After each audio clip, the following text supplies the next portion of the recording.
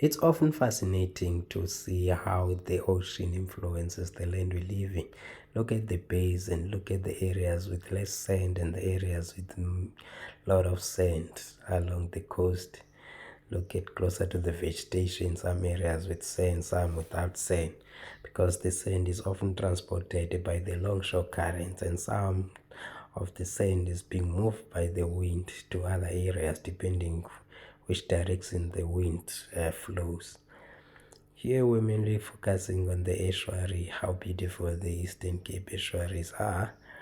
Look at how the sand has moved the mouth of the estuary in that region. It just comes, then the water has to meander bypassing that sand, because that sand might have been moved by the wind most of the time and the longshore current in the ocean.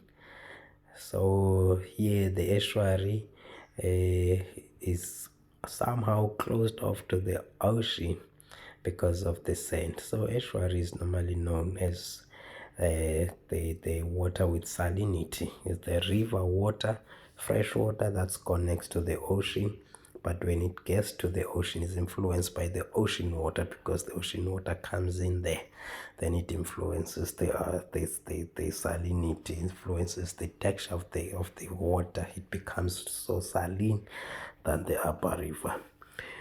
Unfortunately, we had to leave it at that because we had to move to the higher altitude, flying above the clouds, avoiding the turbulences associated with clouds.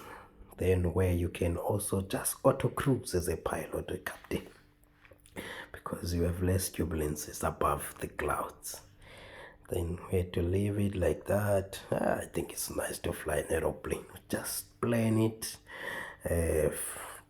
Can fly from here to another country 10 hours away.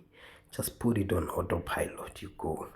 Only watch what is happening, or if you see that there will be turbulences around, then you take control of the plane.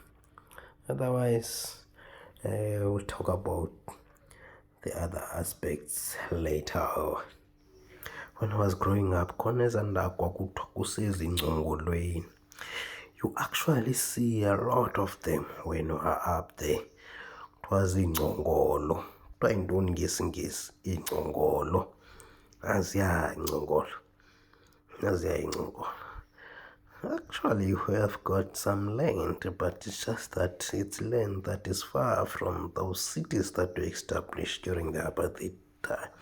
So we had to establish new cities. There's quite some land that we can use.